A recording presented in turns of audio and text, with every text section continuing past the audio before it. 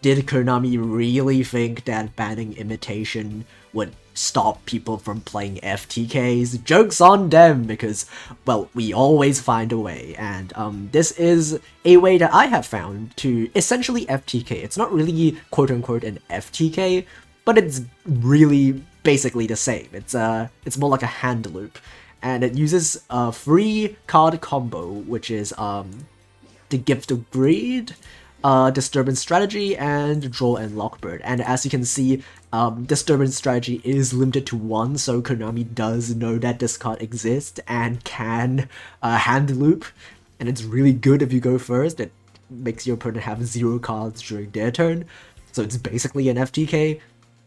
And because it only uses free cards, it's technically more consistent than the Imitation FTK. And we're playing it in, well, Heroes, you know, the broken skill that makes Heroes very good in this meta is also really good at facilitating an FTK. So, well, what are we doing with this skill? We're basically just giving us a bunch of draw fodder, because we can fusion summon a bunch of level 8 fusion monsters with Miracle Fusion, which we can search, and then just tribute them off with Advanced Draw. And that's the plan and the way that we're going to draw through our entire deck. And well, we also have, of course, the Liquid Soldier and Cross Keeper. These 2 cards are just insane, and that's pretty much one of the biggest reasons why the deck was even tier 1. Is because of like these 2 cards letting you draw 4, and plus these draw spells that we're playing, allowing us to draw even more cards. It's really quite consistent to get to the free card combo that we need to hand loop our opponent. And also because we just get free guys every turn, we're basically guaranteed to always have lethal during our next turn, because we can always summon our Rainbow Dragon and then just like, you know, punch for lethal. So quick explanation of the cards in this deck. We're gonna play one Rainbow Dragon, obviously, because the skill does not work if you don't play Rainbow Dragon. It's also just really big. It's a high-level monster that you contribute with Advanced Draw, even though you won't be summoning this card very often during your first turn. You are usually summoning your Neos because you want to get the normal monster to activate White Elephant's Gift. But occasionally, if you need to get your plays going, you can summon Rainbow Dragon to your field on your first turn to let you activate something like an Advanced Draw. But otherwise, it's just a big guy that you can punch for lethal during turn 3. We have 2 Stratos to search a copy of Liquid Soldier, and this is your main combo starter.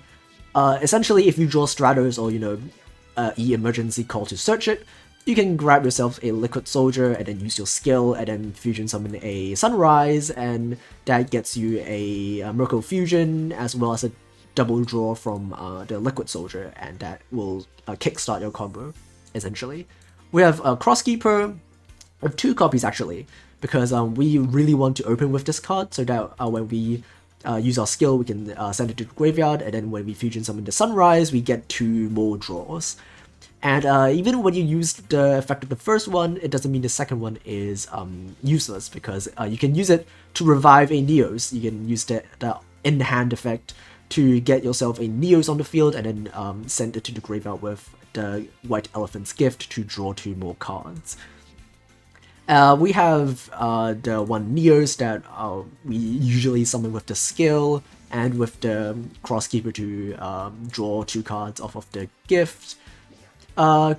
Emergency Call to search the Stratos, a triple Miracle Fusion, because you actually want to draw it, because the main way you want to extend is by having a Miracle Fusion plus a Advanced Draw. It's kind of like if you're playing, you know, the Dark Lord engine, you want a level 8 plus trade-in. Basically the same thing, but instead of having a level 8, we're playing a Miracle Fusion to get us a level 8 on the field instead, so that we can tribute with Advanced Draw. And speaking of Advanced Draw, this card is pretty good. It's not once per turn. Tribute a face-up level 8 or higher monster you control and draw 2 cards. So usually you will be tributing your fusion monsters, which are exactly level 8, or very occasionally you will also be able to tribute a Rainbow Dragon to draw 2 as well. White Elephant's Gift is another way you can draw 2. You can send a Neos to draw 2 cards. And finally, the 3 pieces of the quote-unquote FTK, Drain Lockbird, a Gift of Greed, and a Disturbance Strategy. So what these 3 cards do is basically during your opponent's standby phase, very important, it must be in the standby phase because it does not work in the draw phase because Drain Lockbird says during either player's turn except during the draw phase. So be very careful, don't use it during the draw phase, otherwise you will just lose the game on the spot. Wait till the standby phase, turn on your toggle, and then activate Gift of Greed. And then your opponent draws 2 cards, right? And that allows you to activate your Drain Lockbird. But you won't do that immediately. You want to go Chainlink 1, Disturbance Strategy, and then Chainlink 2, Drain Lockbird, because it's you can still do it that way because it's an if effect. So as long as you do it on a new chain immediately afterwards, even if you can activate like stuff before it, as long as it's in the new chain immediately after the chain that your opponent draws 2 cards, you can use Drain Lockbird. So you can go Gift of Greed, your opponent draws 2 cards, and then the game will ask you if you want to activate Drain Lockbird or any quick effect. You want to activate Disturbance Strategy first, and then Chainlink to Drain Lockbird. So what that allows you to do is that Drain Lockbird resolves first, so your opponent can't draw cards or add anything from their deck to your hand. And then Disturbance Strategy will resolve. And what that will do is that they will shuffle their entire hand back to the deck and then not be able to draw cards. Because cards will attempt to resolve as far as they can, even if, part of their card effects cannot be resolved. So in this case, they can't draw cards, but because you activated this card first, before you used before your Drain Lockbird resolved, you can still use it, and the card will attempt to resolve as much as it could, so they will shuffle the entire hand back to the deck, but they will not draw cards. So basically what you just did is remove every single card from their hand, and they will start their turn with 0 cards. Not even the 1 card they drew during the draw phase. It will all be shuffled back. And the only way around this is if they have a quick effect, for example like a quick phase spell that they could use in response to the Drain Lockbird, and maybe they could like make something happen. But that is really, really rare. I don't think any of the meta decks do that. And even if they do, it's not going to be a big deal most of the time. What are you going to do with like 1 quick play spell, right?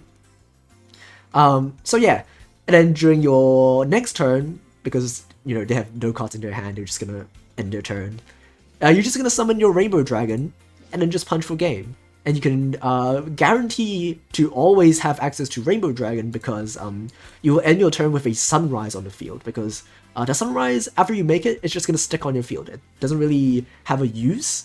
Unlike the other fusions, you can tribute the other fusions for Advanced Draw because they're level 8.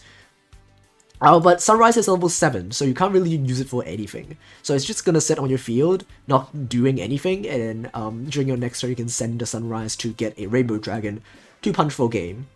Or, realistically, you probably have like spare copies of Miracle Fusion or Warriors in your hand that you haven't used yet because, you don't have 1 normal summon, so maybe you have like a 2nd Stratos in your hand. But in any case, you basically always guarantee lethal on turn 3, so you can just punch for game. And the good thing about this pseudo FTK, because it's not really an FTK, is that it works even if your opponent has more than 4k life points. So if your opponent has any sort of life point boosting skill, life point boosted alpha, which nobody uses in this day and age, people have like Link Dark Rays, for example, that does that but better. But in any case, even if your opponent has more than 4k life points, this will still work because it's not really an FTK, it's a hand loop. And you can just punch for lethal. And even if you don't really kill them on turn 3, what are they gonna do with 1 draw off the deck, right? So, yeah, this deck is quite scary.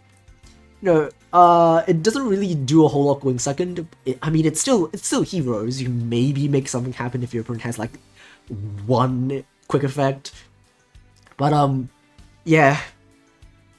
Enough of me talking about this deck. Let's have a look at some replays in action. Okay, so our first team is against Predaplant. We're going first, and that's amazing. So in terms of consistency, this deck is kind of like on the more consistent side of as far as FTKs go. But it's not like super consistent. I think like Taki on FTK is probably more consistent than this, but it's still not bad. We did open with Emergency Call, so we can do our combo. Having Cross Keeper plus a Liquid Soldier is really, really good. We can fuse the two heroes in our hand to make a Sunrise. We want to keep the Neos on the field because we want to set it off of our White Elephant's gift. We're gonna go Chainlink 1 Liquid Soldier Chainlink to Sunrise to grab the Miracle Fusion first before we draw 2. And then we're gonna make a Great Tornado by banishing 2 from our grave. And then that will trigger the Cross Keeper because we fusion summon the monster and we're gonna draw 2. We're gonna shuffle back the Emergency Call because we don't have any more search targets. We're gonna draw 2 cards with Advanced Draw and we have the FTK, so we're just gonna set everything in end turn. Standby phase, we're gonna go Pot of Greed first, and then after they draw in a new chain, we're gonna go Disturbance Strategy, Chaining 1, draw and Lockbird, Chaining 2, shuffle the entire hand back. They can use their skill to, get a counter, I guess, but that's about it, so they're just gonna scoop.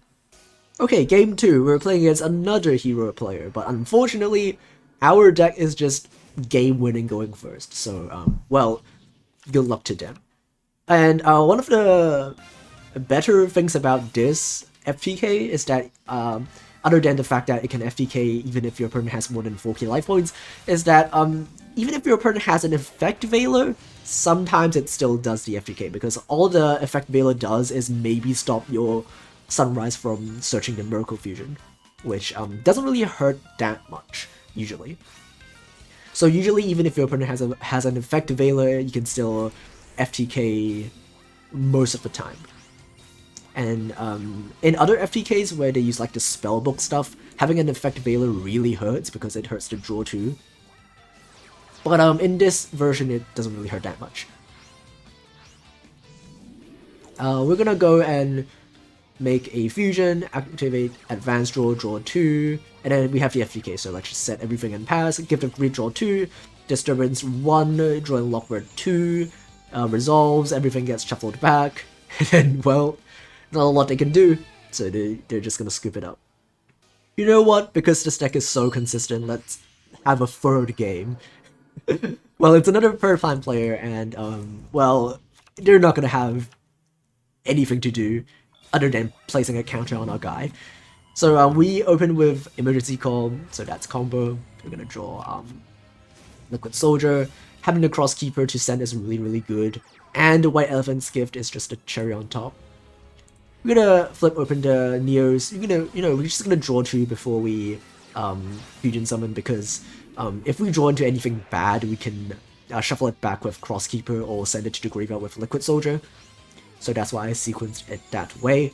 We're gonna go and Chainlink 1 Liquid, Chainlink 2 Cross Keeper, Chainlink 3 Sunrise. We already drew everything off the top, so no reason to drag it out. Let's just set everything. And then we were just gonna hand loop our opponent. And then, well, they don't really have a lot of things to do. Let's just summon our Rainbow Dragon and beam a bit because we have 2 Miracle Fusions in hand. And the thing about this deck is you don't have to really worry about you decking yourself out even if you draw your last card, because Cross Keeper places stuff in the bottom of your deck, so the bottom deck will always be like a useless card, so you can always keep that card at the bottom of your deck, and then just guarantee that you are able to handle it without your important cards at the bottom of your deck and then you decking yourself out. So yeah, that's it. It's a really good, as far as FTKs go, it's a pretty good FTK. I do not believe that any FTKs are good enough to be used, seriously, competitively. All FTKs have a below 50% win rate, so yeah. This video is just for educational purposes only. Please don't play this in ranked. I'm not responsible if this becomes widely popular. Maybe I am, but, we'll see. We'll see.